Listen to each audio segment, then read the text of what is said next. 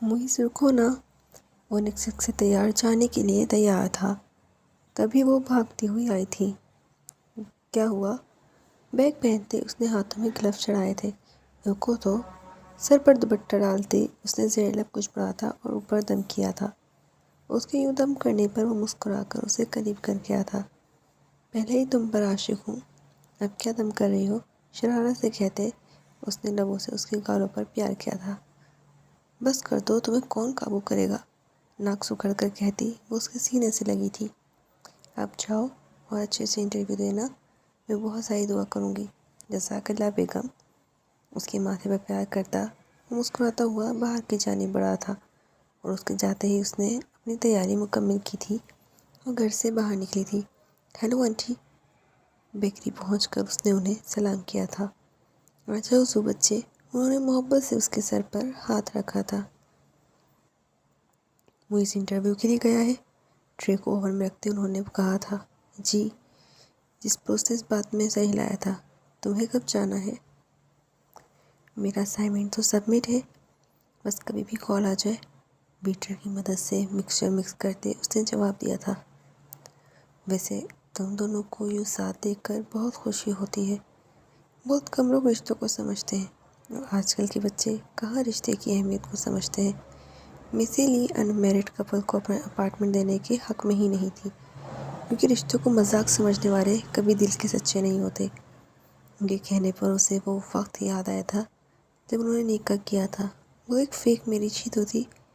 दूसरा, अपना घर को छोड़कर वो यहाँ आई थी। दिल अचानक ही उदासियों में घिरा था। बाकी का काम इसने यूं ही बुझे दिल से किया था। घर वालों की याद जिसे कब से दिल में छुपाए हुए थी, एकदम से गालिब आई थी। आंखों की नमी छुपाए वो अपना काम मुकम्मल करती जल्दी से घर आई थी और दरवाज़ा लॉक करती बेड पर गिरते फूट फूट कर रोई थी। चाहे कुछ भी हो, वो उसके माँ बाप थे, बहन भाई थे। लाख नाराज़गी के बावजूद वो उनसे मुंह नहीं मोड़ सकती थी। उसका दिल फटने को था। बस यूं ही आज माजी को याद कर उसका दिल रो रहा था। वो बहुत मजबूत थी। उसने ये कदम उठाया था सिर्फ इसलिए ताकि कुछ कर सके, कुछ बनकर दिखाए। ये उसका नसीब था कि उसे यहाँ मुइज़ का साथ मिला। उसे निकाह करना भी एक मजबूरी ही थी, मगर अब उससे बेतहाशा मोहब्बत हो गई थी। वो अपने रिश्तों को लेकर हमेशा से ही मुखलिस रही थी। वो कभी घर छोड़ने का फ़ैसला नहीं करती। अगर उसके बाबा उसको समझते, उसकी ख्वाहिश को समझते, मगर उन्हें तो अपनी सियासत और कारोबार की ज़्यादा पड़ी थी। उसका दिल किया चाची को कॉल करे, उनसे बात करे, मगर अभी उसके पास 3 महीने थे। वो कुछ बनकर उनके सामने जाना चाहती थी। अगर वो अभी उनसे बात करती तो कमज़ोर पड़ जाती। उसने जॉब के लिए एप्लीकेशन दी थी। जॉब से उसे बिज़नेस का एक्सपीरियंस मिलता तो वो आराम से कोई भी बिज़नेस कर सकती थी। और मुइज़ के तो उसे कहा था वो मिलकर अपना बिज़नेस करेंगे। I am sorry Baba, but मैं जल्द आऊँगी और आपसे माफ़ी मांग लूँगी। हाथ की पुत से आंसू पोंछते वो खुद से बोली थी। तुम रो रही हो जू? अपने अकब से मुइज़ की आवाज़ पर वो एकदम चौंकी थी और जल्दी से अपने आंसू साफ किए थे। वो कब अंदर आया उसे पता ही नहीं चला। नहीं तो मैं भला क्यों रोऊंगी? जल्दी जल्दी से आंसू साफ करते उसने ख़ुद को कंपोज किया था। इधर देखो मेरी तरफ। बैक साइड रखते वो उसके पास आया था और उसका रुख अपनी तरफ किया था। इधर देखो और बताओ क्यों रो रही हो? मैं कहाँ रो रही हूँ यार, उसके कंधे पर सरकते वो हल्के से बोली थी। दिल एक बार फिर भर आया था। कितना मुश्किल था इस इंसान से अपना आप छुपाना। तुम बताओ जॉब का क्या हुआ? उससे अलग होकर उसने मुस्कुराकर पूछा था। मैं जाऊँ और जॉब ना मिले ऐसा इम्पॉसिबल है मेरी जान। उसके आगे ज्वाइनिंग लेटर लहराते वो हंसा था। Oh my God, finally! वो खुशी से चिल्लाते उसके गले लगी थी। बहुत बहुत मुबारक हो मुइज़, मैं बहुत खुश हूँ सीरियसली। उसके बाल बिगाड़ते वो हंस कर बोली थी। इसी बात पर अब बताओ क्यों रो रही हो? उसकी सुई इसी बात पर अटकी थी। उसने खफी से उसे घूरा था। घूरो नहीं, वजह बताओ।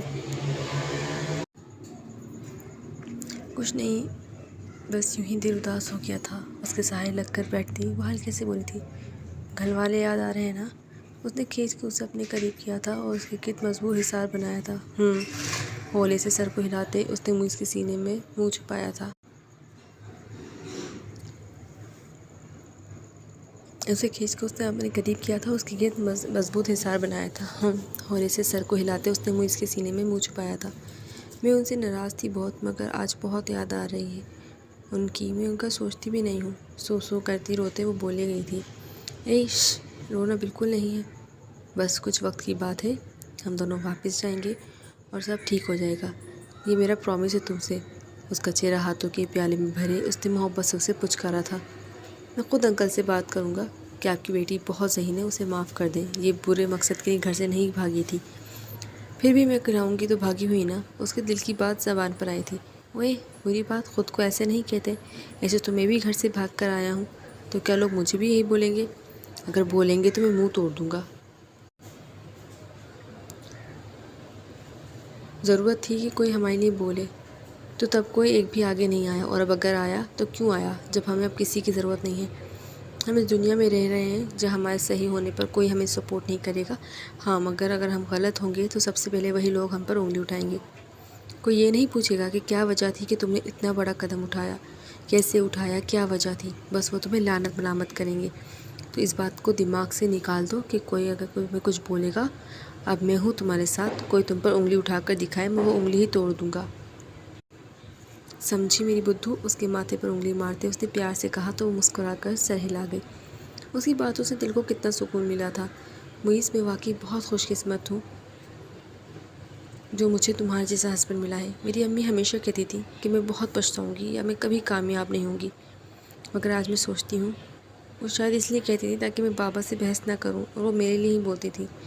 ظاہر ہے نا میری جان، کون ماں اپنی اولاد کو برا بولتی ہے، اور اگر وہ ایسا کرتی ہیں تو اس کے پیچھے کوئی نہ کوئی مصلحت ہوتی ہے، اور ہم سمجھتے ہیں کہ ہمارے خلاف ہیں، ہم بغاوت کرتے ہیں، مگر جب وقت گزرتا ہے تو ہمیں احساس ہوتا ہے کہ ہم کتنا غلط تھے۔ وہ تمہیں ڈانٹتی ہوں گی یا کچھ بھی ایسا بولتی ہوں گی کہ تمہیں رلاتا ہوگا، تو اس کا مطلب یہ ہرگز نہیں ہے کہ وہ تم سے نفرت کرتی ہیں، بلکہ وہ تمہیں اور تمہارے بابا کو ایسے لڑتے نہیں دیکھ سکتی۔ وہ دونوں میں سے کسی ایک کا انتخاب نہیں کر سکتی تھی، انہوں نے دوسرا طریقہ اپنایا جو تلخ ضرور تھا مگر تمہارے ہی لیے تھا۔ اس کے ماتھے پر پیار کرتے وہ اسے محبت سے سمجھا رہا تھا۔ زوبیہ کا ہاتھ اس کے ہاتھ کی مضبوط گرفت میں تھا، وہ جو ہولے سے سہلا رہا تھا۔ زوبیہ کو آج سمجھ میں آیا تھا کہ میاں بیوی کو ایک دوسرے کا لباس کیوں کہا گیا ہے، اس لیے کیونکہ وہ ایک دوسرے کے عیب ڈھانپ کر رکھتے ہیں، وہ ایک دوسرے کو رسوا کرنے کا سبب نہیں بنتے۔ چلو اب موڈ اچھا کرو، آج اپنے ہاتھوں سے سینڈوچ بنا کر کھلاتا ہوں۔ اس کی ناک پر انگلی سے ٹچ کرتا وہ اسے لیے باہر کچن میں آیا تھا اور اسے ٹیبل پر بٹھا کر خود کام کرنے لگا تھا۔ زو نے کچھ دیر یوں ہی اسے مسکراتے دیکھا تھا اور پھر اٹھ کر اس کے پاس آئی تھی اور اسے پیچھے سے ہگ کیا تھا۔ کیا ہوا؟ اسے یوں اپنی پشت سے لگے دیکھ اس نے گردن موڑ کر محبت سے دیکھ کر اس سے پوچھا تھا۔ اس نے نفی میں سے ہلا کر مزید سختی سے پکڑا تھا، جس پہ اس نے ذرا سا مڑ کر اس کے ماتھے پر لب رکھے تھے۔ I love you Moiz, thank you so much میری زندگی کا حصہ بننے کے لیے۔